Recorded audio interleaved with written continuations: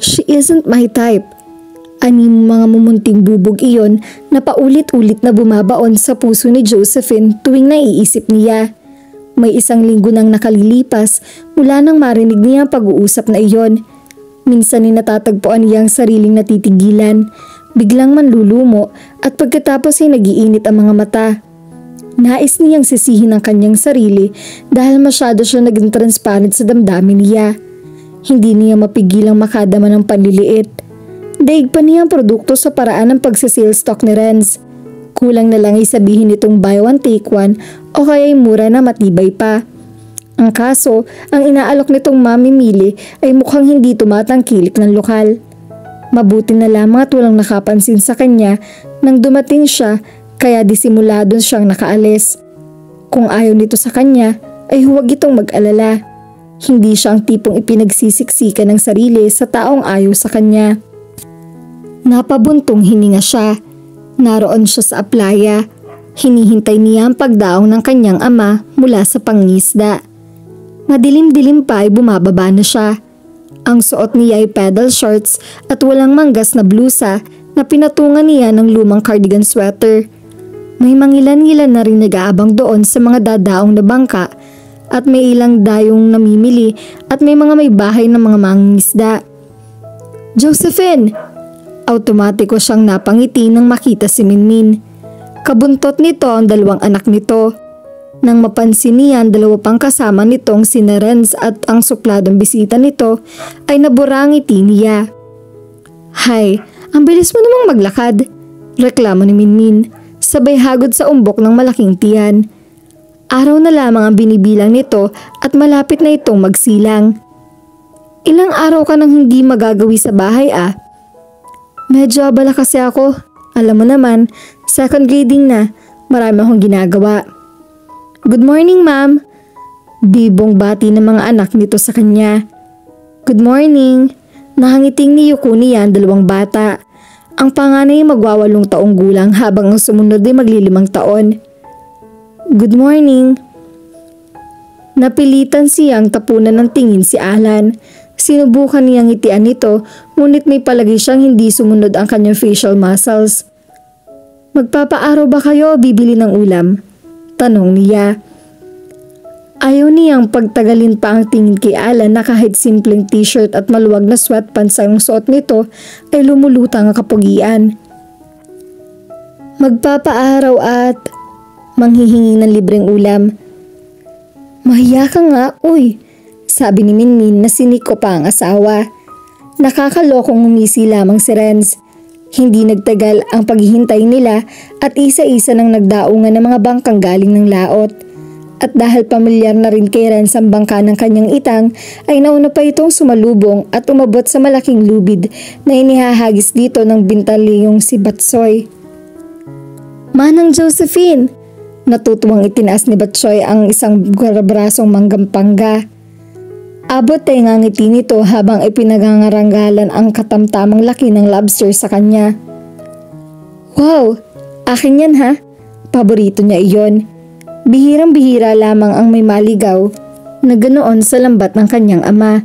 Iba kasi ang panghuli ng mga ganoong lamang dagat. Ayoko nga. Nagbelat pa ito sa kanya. Loko, hindi kita patitikimin ng luto kong kaldereta. Sabi ko nga sa'yo na. May kasama pa nga itong sugpo at alimango eh. Natawa siya.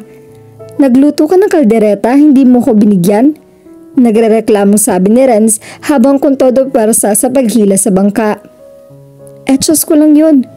Pasikreto niyang tinakpan ng bibig nang sabihin niya ito dito. Nang magkamali siyang sulyapan ng lalaki sa likuran nito ay biglang nag-init ang magkabilang pisngi niya. Nakatingin sa kanya si Alan habang nakahila rin ng lubi. Parang may biglang kumabog sa loob ng kanyang dibdib. Kakaibang tingin nito, nakakailang.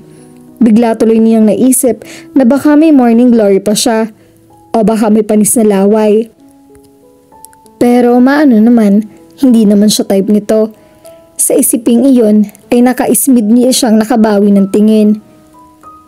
Nang unang makilala ni Alan si Josephine ay hindi niya naisip na maganda ito. Sa katunayan ay mas una niyang napansin ang suot nitong salamin kaysa sa magandang mata nito. Subalit ngayong kaharap niya ito sa malapitan ay napansin niyang perpekto pala mga ngipin nito at pinot makinis ang kutis. Katamtaman ng tangos ng ilong nito at kahit medyo pangahan nito ay hindi pangit tingnan sapagkat maganda at makinis ang cheekbones nito. Nadagling nagkulay rosas nang mahuli niyang nakatingin ito sa kanya. Her beauty probably radiated from within. Kapag tumatawa ito o nakikipagbiruan ay kitang-kita ang pagliliwanag ng mukha nito. She was playful and charming. Hindi gaya ng mga babaeng nakakasalimuhan niya na pati ang pagtawa at pagngiti ay tira may aral ng finesse. Ayos! Sarap nitong asinan ng makalamansi. Nakiusyoso na rin siya na dubaong na bangka. Pahapyaw siyang ipinakilala na rin sa ama ni Josephine. Ah! Siya ba yung sinasabi mong bisita? Wika ng ama ni Josephine. Oho, tata. Abay, may lahi ka bang incheck? Mukhang hindi ka purong Pinoy ano? 1/3 lang, Sir Japanese. Ah, mabutit hindi mo na inabot ang inang ko. Hindi mo na itatanong galit yun sa mga Hapon nang hahabol ng taga. Napangiti lang siya. Sa tingin niya ay mabait na tao si tata. Mukhang madali itong makagaan ng loob. Hala, yaman din lamang at dayo ka rito. Sa'yo na itong manggampangga. Isama mo na itong ilang piraso ng alimango at sugpo. Biglang natahimik ang mga kasama niya. Nang maunawaan niya ang nangyayari ay mabilis niyang tinanggihan ang inaalok ng matandang lalaki. Huwag na po, bibinila lang po ako ng ibang isda. Huwag mga lalahanin na anak ko. Parati ko naman siya nauuwi ng lobster. Alam kong mahal ang mga ganito sa Maynila. Kunin mo na. Hayaan mo at sa susunod ay talagang hihinga na lang kita ng bayad. Renz, ayusin mo na ito para sa bisita mo. Kumuha ka na rin ng mga gusto mong isda. Parang may nag-udyok sa kanyang sulyapan si Josephine. Huling-huli niyang pagsimangot ng dalaga. Parang ang sama ng loob nito. May nadarama man siyang pag-aalinlangan ay hindi niya maatim na tanggihan ang kabutihan ng ama nito dahil baka ma-offend yon. Masama ang loob ni Josephine sa ginawa ng kanyang ama. Habang nagluluto ay nagkukutkot pa rin ng kanyang loob. Ikaw na may huwag nang masyadong magtampo. Yung mga ganyan ay may mas malaking balik yan. Pangaalo sa kanya ng kanyang ama. Sus, ano naman daw kaya yun? Ibinigay nyo na nga yung lobster ko, pati ba naman yung malaking sugpo isinama nyo pa? Kainis. Ang tawag dyan, pamumuhunan. Pamumuhunan? Oo, paano ka makakabingwit ng walang pain? Napansin ko kasing kaunti na lamang ang kabinataan dito sa atin sa malapit na iyong edad. Ganyang may nadayong binata, abay hindi na masama kung katulad niya ang maliligaw sa'yo. Napapantastикahang napailing siya. Kung noong una ay naakit siya sa pambuyo ni Therese, ngayon ay hindi na. Malahog buhong mangyari yung iniisip nyo. Ano bang malabo? Minsan din akong nagdaan sa kasilbulayan at alam ko ang ibig sabihin ng mga tingin ibinibigay sa'yo ng binatang yun. Hay nako itang, pumasok na ho kayo sa kwarto at matulog. Pagod at puyat lang yan. Tatawagin ko na lang kayo kapag ako'y nakapaghain na. Maniwala ka sa akin anak. Huwag na ho natin pagtalunan yan. Magpahinga ka na at naputol ang sinasabi niya nang makarinig sila ng tumatawag mula sa labas. Oh, anong sabi ko? Mukhang may araw pa aakit na ng ligaw ang dumuho. Parang paslit na humagikik ang kanyang ama. Natawa na lang siya sa reaksyon nito. Ipinagpatuloy niyang ginagawa. Maya-maya pa ay may narinig siyang mga yabag mula sa kanyang likuran. Sino ho ba ang... Napaawang ang kanyang bibig nang si Alan ang nalingunan niya. Bit-bit nito ang ibinigay na ulam ng kanyang ama. Parang bigla siyang nainis. Ito na nga ang pinakita ng hospitality, tila hindi man lang ito marunong mag-appreciate. Ibinabalik mo? Nope. Minmin is about to give birth. Walang magluluto sa bahay nila. Rans asked me to bring it here. Napakagatlabi siya upang huwag mapangiti. Kung ibang lalaki ang kaharap niya, ay may iisip niyang tensyonado ito habang nagsasalita. Sige, akin na. Ano ba ang gusto mong luto? Pinasingawan o may gata? What's your preference? Gagataan ko na lang. Nagkosido kasi ako. Aha, what's that? Parang sinigang din pero ang ginamit kong pang-asim ni kalamansi. Iwanan mo na lang ako at ako nang bahala. Kukuha lang ako ng tanglad. Can I help? Marunong ka bang magkayod ng niyog? I can try. Kumuha siya ng niyog sa ilalim ng pugon. Mabuti na lamang at natatanggalan na rin yun ng bunot. Biniyak niya iyon at saka kinuha ang alumniyong palangganita at inilapag sa ibaba. Hinila niya sa tapat niya ito at kudkuran. Ganito, kinuha niya ang isang kabiyak ng niyog at umupong patagilid sa kudkuran. Saka nagsimulang magkayod. Kung wala ito, mas kumbiyente kung pagbubuka ng upo roon. Mas may pwersa ang pagkakayod. Nakuha mo? Yes, ma'am. Tiningnan muna niya kung paano ang gagawin ito. Nang makita niya ang ginaya nito ang paraan niya ng pag-upo, ay muntik na siyang mapahagalpak ng tawa. I think it will be better if you sit it on top.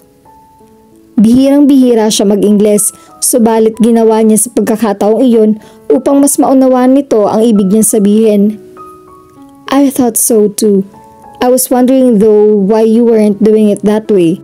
Wika nito na may pilyong ngiti. Inismiran niya ito. Pagbutihin mo. Opo, ma'am. Paglabas niya ay saglit siyang nalito kung ano ang kanyang kukunin. Josephine! Napapitlag pa siya nang bigla siyang tawagin ng ina. Ho! Mukhang nakakuha ka ng bago magkakayod.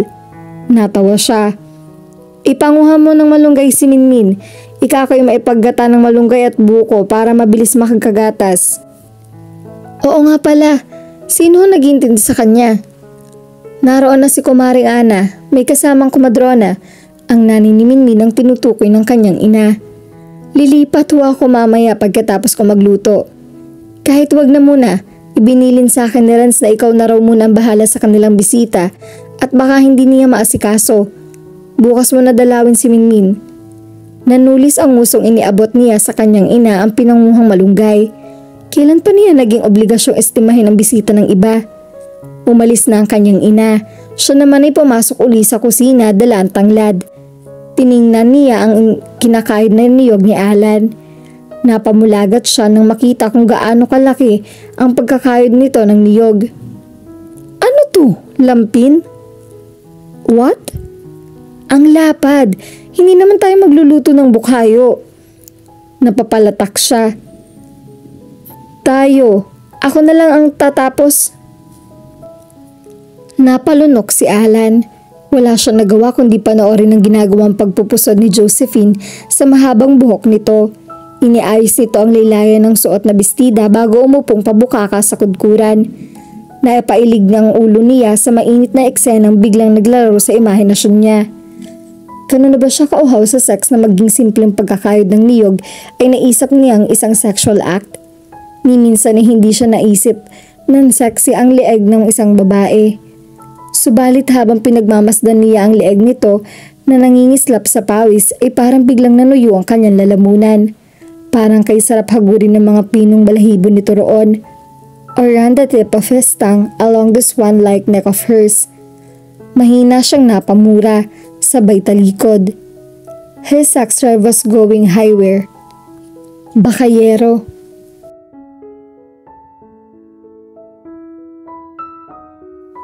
At dito na po nagtatapos ang ating kwento.